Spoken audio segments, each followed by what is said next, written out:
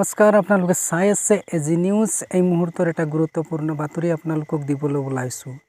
যোৱাকালি বলদেৱ তেলী ডাঙৰীয়াক আৰক্ষীৰ জেৰা।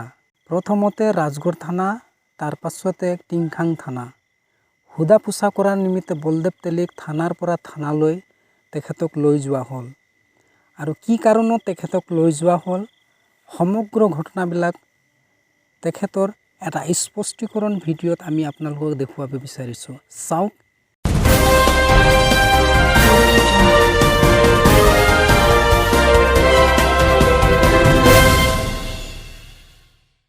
দিল্লীৰ পৰা অহাৰ পাছত আপোনাক কালি ৮টামান বজাত ৰাজগড় আৰক্ষী থানা উঠাই লৈ গ'ল। কি কাৰণত আপোনাক উঠাই নিছিলে? মই যোৱা ২৫ তাৰিখে দিল্লীলৈ দলৰ কামৰ কাৰণে গৈছিলোঁ। আদিবাসী নেশ্যনেল পাৰ্টিৰ পঞ্জীয়ন আৰু আনুষংগিক যিখিনি অফিচিয়েল কাম কাজ আছে, এই কাম কাজৰ কাৰণে ডিব্ৰুগড় বিমানবন্দৰৰ পৰা দিল্লীলৈ গৈছিলোঁ ফ্লাইটত। ২৫ তাৰিখে যোৱাৰ পাছত মই সন্ধিয়া পাওঁগৈ, তাতে গৈ পাহাৰগঞ্জত মই হোটেলত থাকোঁ। দ্বিতীয় দিনাখন মই অফিচলৈ যাওঁ, যিহেতু ২৬ জানুৱাৰীৰ কাৰণে অফিচ বন্ধ আছিল। তাৰপাছতে মই আম আদমি পাৰ্টীৰ কাৰ্যালয়লৈ ওলাই গৈছিলোঁ। মহম্মদ আফৰিন আহমেদ, আম আদমি পাৰ্টীৰ এগৰাকী অসম ৰাজ্যিক সমিতিৰ কাৰ্যনিৰ্বাহক বিষয়াৰ লগত। আৰু তেখেতক পাৰ্টীৰ কাৰ্যালয়লৈ লৈ গৈছিলে, আপুৰ কাৰ্যালয়লৈ। আপুৰ কাৰ্যালয় গৈ থকা অৱস্থাত যিহেতু ২৬ জানুৱাৰী তাৰিখে গণতন্ত্ৰ দিৱসৰ উপলক্ষে কিষাণ আন্দোলন কৰি থকা আন্দোলনকাৰীসকলে ট্ৰেক্টৰ পেৰেড ৰেলী অনুষ্ঠিত কৰিছিল। আৰু আমি যিটো বাটেৰে গৈছিলোঁ, সেই বাটেদি বহু হাজাৰ হাজাৰ লাখ লাখ জনতা ট্ৰেক্টৰসহ শান্তিপূৰ্ণ গণতান্ত্ৰিক প্ৰতিবাদ সাব্যস্ত কৰি আহি আছিল। আমি একজেক্ট ঠাইডোখৰৰ নাম মই ক'ব নোৱাৰিম, যিটো লোকেশ্যনত আমি গৈছিলোঁ। কিন্তু বসন্ত কুঞ্জৰ পৰা কিছু দূৰ নিলগত প্ৰায় ৫-৬ কিলোমিটাৰ আমি আগলৈ গৈছিলোঁ। তাতে গৈ আম আদমি পাৰ্টীৰ আমি কাৰ্যালয়ত উপস্থিত হৈছিলোঁ। তাতে কাৰ্যালয়ৰ তেওঁলোকৰ কাৰ্যকৰ্তাসকলে আন্দোলনকাৰীসকলক বিভিন্ন ধৰণৰ পানী চানী ইত্যাদি যোগান দিছিল। আমি কিছু সময় তাতে ৰৈ পুনৰ যেতিয়া উভতি আহিবলৈ লৈছিলোঁ, তেতিয়া কোনো ধৰণৰ গাড়ী মটৰ যান বাহনৰ আমি ব্যৱস্থা তাত নাপালোঁ। গতিকে আমি আন্দোলনকাৰীসকলৰ লগতে খোজকাঢ়ি আহি থকা অৱস্থাত আমি গোটেই আন্দোলনটোৰ উপলক্ষে এটা ফেচবুক লাইভ আমি কৰিছিলোঁ। আমি আন্দোলনকাৰীসকলৰ মাজত এটা শব্দ শুনিবলৈ পাইছিলোঁ, অখিল গগৈ। তেওঁলোকে পাঞ্জাবী ভাষাত কি কৈছে, কিন্তু আমি অনুভৱ কৰিছিলোঁ যে অখিল গগৈৰ মুক্তিৰ দাবীটো তেখেতসকলে আন্দোলনকাৰীসকলৰ ফালৰ পৰা তেখেতসকলৰ বক্তব্য শ্লোগানৰ আকাৰে উত্থাপিত কৰিছে। আৰু ফেচবুক লাইভৰ জৰিয়তে সমগ্ৰ অসমৰ ৰাইজক এই কথা মই অৱগত কৰিছিলোঁ যে আজি শান্তিপূৰ্ণ গণতান্ত্ৰিক ট্ৰেক্টৰ ৰেলীত অখিল গগৈ ডাঙৰীয়াৰ মুক্তিৰ প্ৰসংগটো আন্দোলনকাৰীসকলে উত্থাপিত কৰিছিলে। মই প্ৰায় ৪টামান লাইভ কৰিছিলোঁ। গোটেই প্ৰায় ৪ কিলোমিটাৰ ৫ কিলোমিটাৰ খোজকাঢ়ি আহি অৱশেষত মই বসন্ত কুঞ্জৰ ওচৰত এটা ব্ৰিজৰ ওচৰত ৰৈ যাওঁ। আন্দোলনকাৰীসকলে গৈ থাকে, হাজাৰ হাজাৰ লাখ লাখ আন্দোলনকাৰী।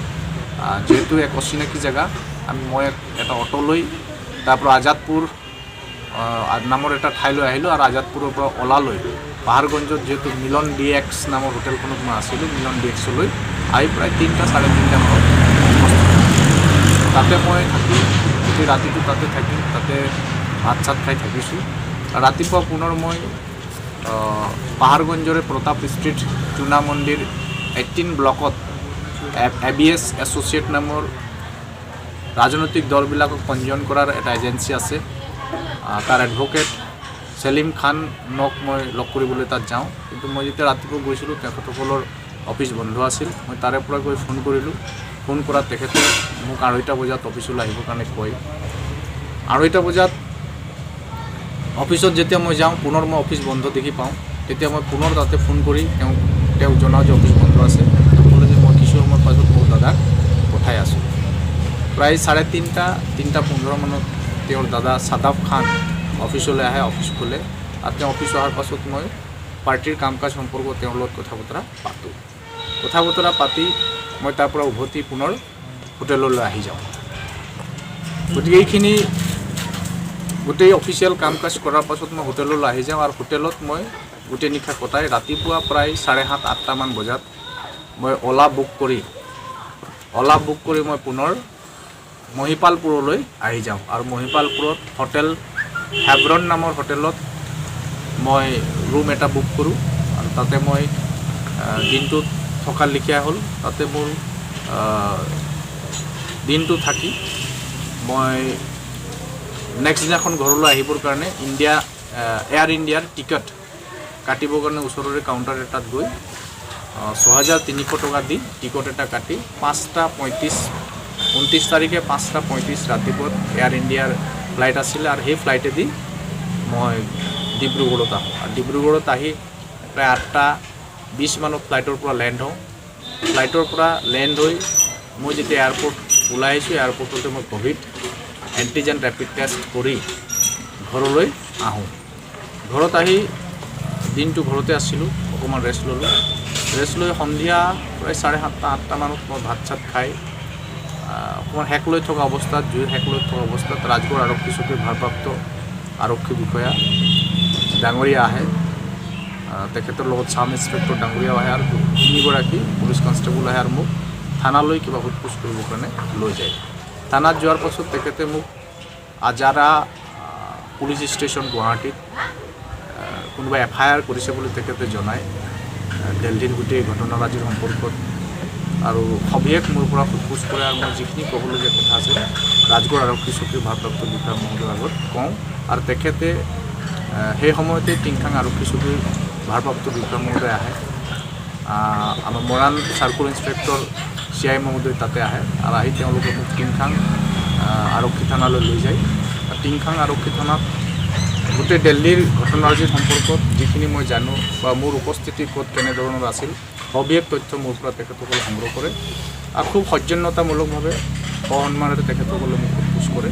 আৰু সমগ্ৰ ৰাতি সোধপোছ কৰাৰ পাছত প্ৰায় 4:30টাত তেখেতসকলে মোৰ ষ্টেটমেণ্ট ৰেকৰ্ড কৰি তেখেতসকলৰ যাৱতীয় কাম কাজ সম্পন্ন কৰে আৰু পুৱা 7:45-8টামান বজাত মোক বণ্ডত বাবলুগড়ে ৰিচিভ কৰে। বণ্ডত মোক থানাৰ পৰা ৰিলিজ কৰি দিয়ে।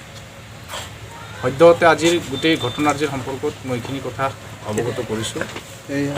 আৰু বিশেষভাৱে মই এটা কথা খুব আশ্চৰ্য প্ৰকাশ কৰিছোঁ, যিহেতু কৃষক আন্দোলনৰ লগত যুক্ত হ'বৰ কাৰণে আমি যোৱা নাছিলোঁ।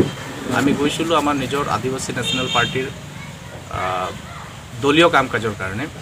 দলীয় কাম কাজ কৰি যাবৰ সময়তেই আমি আম আদমি পাৰ্টিৰ কাৰ্যকৰ্তা মহম্মদ আফৰিনৰ লগত তেখেতসকলৰ কাৰ্যালয়লৈ যাবৰ সময়তে গোটেই ৰেলীটোৰ আমি সন্মুখী হৈছিলোঁ। তাতে আমি এটা ফেচবুক লাইভ কৰি গোটেই আন্দোলনৰ শান্তিপূৰ্ণ গণতান্ত্ৰিক প্ৰক্ৰিয়াটোৰ সম্পৰ্কত আৰু অখিল গগৈৰ মুক্তিৰ দাবী যিহেতু তাতে উচ্চাৰিত হৈছে এই বিষয়ে ফেচবুক লাইভৰ জৰিয়তে ৰাইজক অৱগত কৰিছিল। এইখিনি আছিল কালি মোক ঘৰৰ পৰা উঠাই লৈ গৈ সোধপোছৰ নামত সমগ্ৰ ৰাতি মোৰ লগত যিখিনি কথোপকথন হৈছিল সেইখিনি কথাই মূলতঃ হৈছিল। মই সকলোৰে জ্ঞাতাৰ্থে অৱগত কৰিছোঁ।